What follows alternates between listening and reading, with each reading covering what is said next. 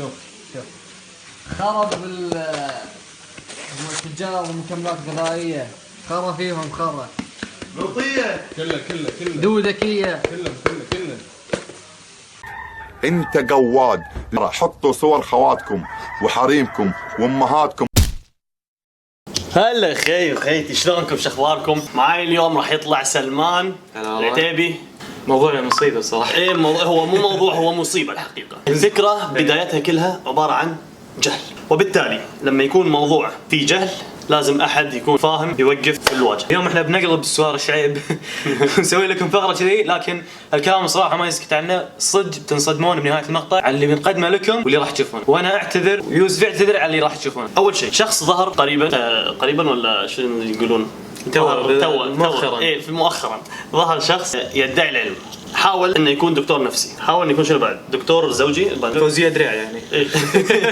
وحاول يكون مثلا بطل العالم في رفع الاثقال، وحاول يكون لاعب كمال اجسام، لين وصل انه ما قدر ينشهر باي شيء، فقال لازم انشهر عن طريق اني انشر شيء جهل، فالناس راح تهاجمني فراح انشهر. انا ما قاعد اهاجمك بهالفيديو، انت لست الهدف، انا فقط راح اطلع حقيقتك باخر الفيديو، ولكن انا بالبدايه هذا الفيديو للناس اللي فيهم جهل، اللي ما يعرفون. انت شفت الفيديوهات مالت الناس شلون يقطون اشياء بالزباله؟ والله انصدمت انا في ناس كذي. المشكله الغلط على اللي صدق، شلون يصدقون يا جماعه؟ اكتشفت انه في جهل رهيب عندنا بالوطن العربي. طبعا الانسان لما يكذب دائما، اذا انت كذاب فنان يعني، ترى انا كنت كذاب وانا صغير فكنت عارف.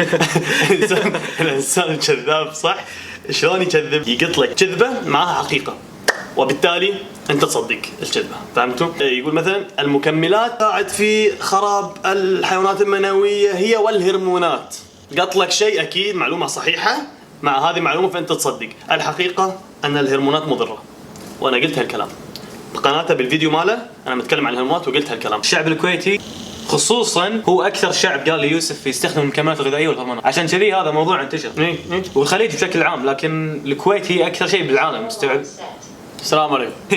هذا عنده جهاز يا جماعه، جهاز كذي يسولف مع نفسه ما ادري شلون، ولكن ابطال عالم كبار جدا ياخذون هرمونات ويتعطون هرمونات اون ديلي بيزز، عندهم اولاد توائم، عندهم كل شيء. خلينا نيجي لموضوعك انت، المكملات. اول شيء انا ادري هو ليش يهاجم المكملات، تدري ليش؟ لان اصحاب شركات المكملات الحين طالعين حيل ما شاء الله وبزنسهم ماشي، هذول كلهم كانوا قراب منه ومعاه بنفس النادي. فور اكزامبل هو كان لاعب عند كابتن رضا قبندي، وكابتن رضا قبندي كان لسه ببدايته. الحين كابتن رضا قبندي شنو؟ من اكبر المدربين بالوطن العربي، ومن اكبر ابطال العالم، برو كارد عنده، محترف، فبالتالي شنو؟ حقد. هذا كل السالفه حقد. ما سوى منو هو ثاني؟ ايه اللي قاعد نتكلم عنه احنا. سوى حمله قطوا شاب الزباله، هذا النجاح، هذا النجاح ماله الحمد لله. ترى ما راح يستفيدون شيء اذا حطوا لنا خنزير يعني. ما اشوف الهدف. بالعكس فعلا، انت اذا حاطين خنزير راح يخسرون الوطن العربي كله. كم مليار احنا مسلمين؟ مليار ونص، مليار بوينت 7، يخسرون مليار بوينت 7 عشان خنزير. حق يعني اكل، حتى قاعد نتكلم عن المكملات الغذائيه مثل ما قلنا، الخليج والوطن العربي هي اكثر استخداما العالم كله. بالضبط. فبالتالي مهما تقول في ناس عندها علم وفي ناس فاهمه، ما راح اصدقك، بس انا ابي اوجه رساله حق الناس اللي مو فاهمه. سلمان هو بالعموم قبل الفيديو هذا ما كان يدري حيل عن الهرمونات والمكملات، لكن هو يلعب رياضه كواحد لايف ستايل، مو تبي تدش بطوله تاخذ مكملات صح؟ ياخذ مكملات هني موجود. هل في شيء ضرك؟ لا والله كلش. اسمحوا لنا على الازعاج. هذه السياره مارت. ما في شيء ضرني. ما في شيء ضرك صح؟ انزين، هل حسيت ان انت حسيت صرت مو يعني التسترون طاح عندك؟ والله ما شاء الله، شوف اللحيه، اللحيه في شعر يا جماعه، التسترون عنده عالي، مو خفيف. انزين سؤال ثاني، هل طقيت امك؟ لا شكله امي بالموضوع. وهذا لما اقول لك في اكثرهم تحولوا الى نساء، من ضمن المشاكل انه ممكن يطق امه، يطق ابوه، يعق والدينه. من الاخر يا جماعه، تدرون شنو قايل؟ المكملات تجعلك تطق امك. عمر ما تشتمش عشان انت على اليوتيوب، اوكي؟ هو انا عمري ضربت ماما؟ انا عارف انه هبل، بس اجاوب على السؤال. لا ابدا. لا على حد علمي يعني. الحمد لله. طيب انت ضربتها يا عمر؟ لا انت ما ضربتهاش عشان انت ما اخذتش هرمونات صح. طيب تجعلك ديوث، تجعلك غبي، ما ادري ايش شكله غبي، ما في اصلا شيء بالدنيا يخليك غبي، انت تنولد غبي او ذكي يعني. الفيديو لازم نوريهم بعد. اي فيديو اللي يقول انا مو غبي استغفر يا جماعه والله الفيديو شوفوا شو تكفى شوفوا. الله يجزاك الخير يا الحداد، تقط هالقاذورات والنجاسات كلها بالزباله، ما منها فايده والله. الله يجزاك خير، فتحت عيوننا على هالامراض والنجاسات. خلني متين ماني مدسم، بس على الاقل كل شيء فيني شغال، ولن يصير دودكي. اعوذ بالله، كله من خنازير، كله مرات خنازير. والله وايد والله. ايش سويت بعمري انا؟ سويت بعمري؟ لا حول ولا قوة الا بالله. نقطة الضعف مالتنا شنو؟ ديننا، فبالتالي هو مسكها. ولو تلاحظون ستايله هالفترة انه ملتحي. ما كان عنده لحية قبل؟ لا ما كان عنده. الحين احط لك صورته. والله؟ اي والله شوف. هذا غير التناقضات اللي عنده وايد، غير الموضوع اللحية عنده تناقضات بكل شيء. بنستلم فيديو بعد شوي. انا لما كان عمري 18 سنة كانت امي تحاربني بالمكملات، اليوم امي تاخذ جلوتامين وامينو. المكملات هي شيء طبيعي 100% مستخلص، يجيب لك الخلاصة. اذا انت بتاخذ، انت تشرب حليب ولا كل يوم؟ واجد. هذا ملك الحليب. الحليب وايد مفيد، ولكن اذا واحد يبي ينشف، هو الحين يبي يضخم مثلا، عادي عند الحليب. واحد يبي ينشف، هل ياخذ حليب بالكميه؟ ترى كم تشرب لتر؟ والله يشرب جالون باليوم الواحد صدق مو مبالغه. جالون يعني لتر. الحليب فيه فات عالي جدا، هو يحتاج يضخم، فبالتالي ما عنده مشكله انه ياخذ فات. اللي يبي ينشف ويبي ياخذ فائده الحليب، شو يسوي؟ يشيل الفات من الحليب؟ ما يقدر. فشركه المكملات سوت مصنع، سوت لك بروتين ماسكولار كاسين او واي بروتين مستخلص من الحليب. الخلاصه مالت الحليب شالوا منها الفات وسووا لك اياه باودر. لما يجي واحد عنده علم يحاول يواجهه، شو يسوي له؟ بلوك. انا الحمد لله عندي شهاده، هو طلب ان احد يواجهه، انا مستعد اواجهه باي وقت لايف على اليوتيوب مالي. اللي يصدمني ان يا ناس انه ما عنده هو شهاده. شلون كقناه تقدرون تضيفون احد ما عنده شهاده ويتكلم بهالكلام هذا؟ احنا ما قاعد نتكلم عن قنوات يوتيوب بشكل صغير، قناه كبيره يتابعونها الملايين، متاكدين ان صوته وكلامه راح ياثر على الملايين اللي ما يفهمون شيء. انا من هو ان ساب ربعه وقال عنهم انهم ساب ربعهم، يقول عنهم انهم يقول عن ربعي تحولوا. اي يعني شلون انكر؟ يعني اوكي حتى لو انه كان بيني وبينهم شيء، ما قاعد اهتك عرض ربعي يقول وهذه بنت ما ادري شنو، ما بنت فلان صارت بويا. تشكوا. الناس صدقني لو انتم رجال تطلعون تناظروني وتفشلوني، طلعوني انا غلطان، بس ما فيكم يا رجال. تدرون ليش؟ خايفين من الفحص. انتم خايفين اطلعكم قدام العالم انكم شاذين، وانتم عارفين ممكن افحص شنو بعد. فلو فيكم رجل يناظر. والله ما في مره واحده عاد. You wanna play rough? Okay. Say hello to my little friend. دير بالك ها. وانت شلونك تحط مرجع قناتك؟ شلون المرجع يكون قناتك؟ المرجع لازم يكون موقع رسمي او شهادتك. شهادتي ولا كل الصور اللي احنا قاعد نشوفها ولا مره حط شهاده. يقول ناظرني انت منو، انت شنو شيء زين، انت شنو شهادتك؟ على سالفه البنت اللي يقول بويا، صدقني اعلنا عن جروب نجوم الرياضه فقط للابطال للعبه الفرديه والجماعيه. في ناس وايد احتجوا وقالوا زين احنا بندش هالجروب، زين سوي لنا جروب ثاني. اوكي ما في مشاكل. الحين الاعلان الثاني للشباب اللي يحبون الرياضه بشكل عام ويبوا يصيرون ابطال ومحاربين الدودكيه والدلادين وتجار الهرمونات وتجار المكملات الغذائيه. زين انا مو تاجر هرمون. ويحبون يتناقلون الاخبار فضايحهم عشان ينبون الناس وياخذون اجر عظيم. اللي بدش الجروب هذا على 90 99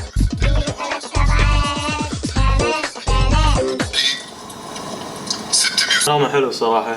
انا بدش الجروب. رقم حلو. ليش انت متناقض؟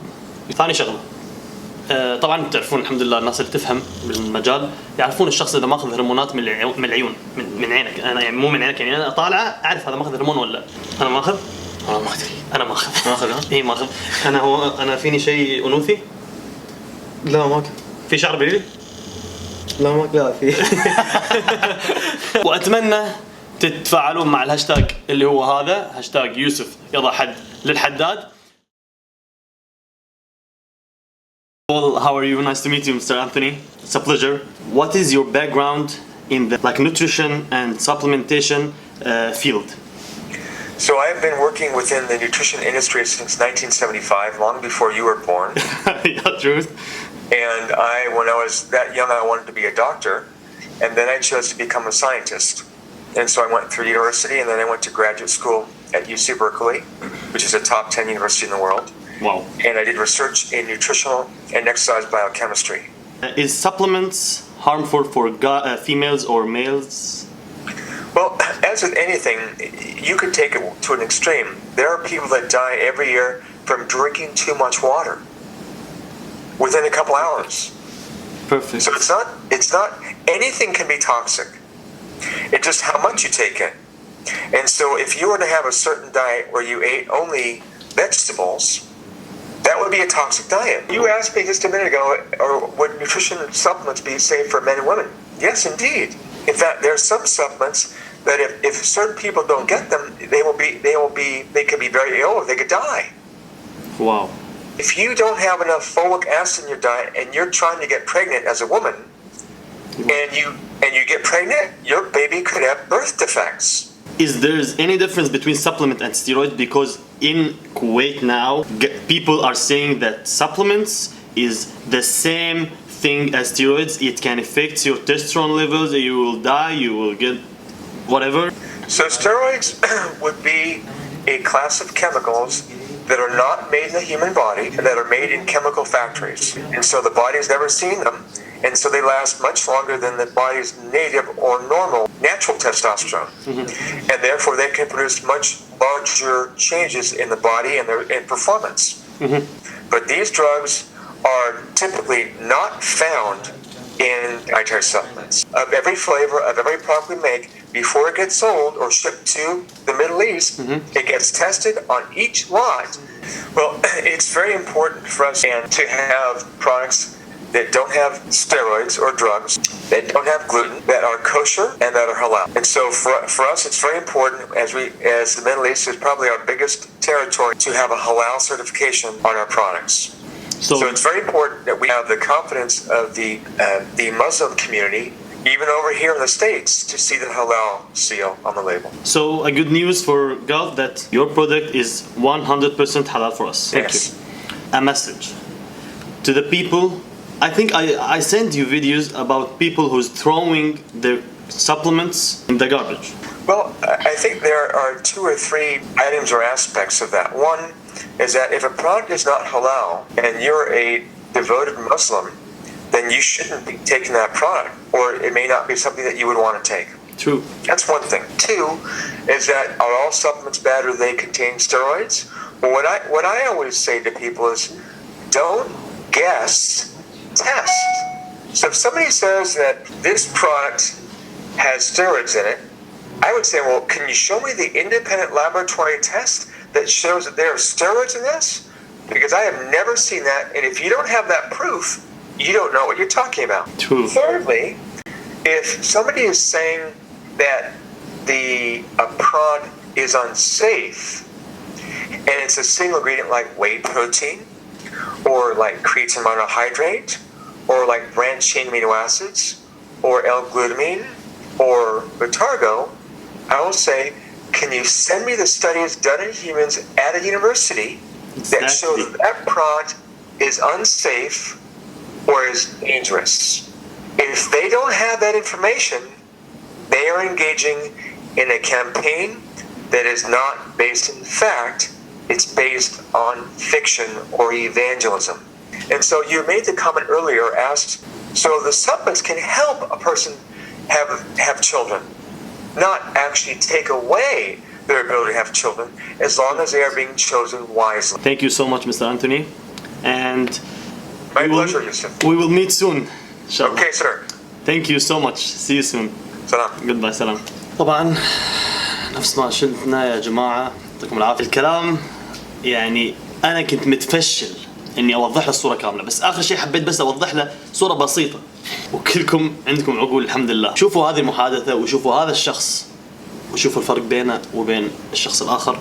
أنا إنسان بس أوصل رسالة، والله يعلم إن لا مدعوم من أحد، الله يشهد علي والله العظيم إني لا مدعوم من أحد ولا في بالي أحد، وما حبيت إني أنزل من مستواي، ولكن لما شفت مستوى إن الناس وايد قاعد يقطون السبلمنت كذي، هذا حرام عنه وحرام كعلما. يعني حرام عليك، ما تبي تاخذ سبلمنت لا تاخذ، تبي تاخذ اخذ، ولكن بالنهاية لا تقول إن هي مضرة، ولا تقول أو تتكلم بما لا تفهم ولا تعقل ولا تعلم أصلا. ويعطيكم ألف عافية، وإن شاء الله أنا المقابلة ترى كانت أطول من كذي بوايد، كانت طويلة حيل المقابلة، فراح أسوي فيديو راح أنزل المقابلة كاملة. هذه الطاف هذا كله قطع من المقابلة، فبنزل لكم المقابلة كاملة فيديو شوفونه كامل من أول لآخره، وانتظروني بالفيديوهات القادمة. وأشكركم، وحاولوا تشيرون الفيديو وتسوون سبسكرايب، وإن شاء الله القادم أفضل، وبنسوي لكم فيديوهات تمرين تدريب تغذية كل شيء، وتاخذون العلم الصحيح بإذن الله. يعطيكم العافية.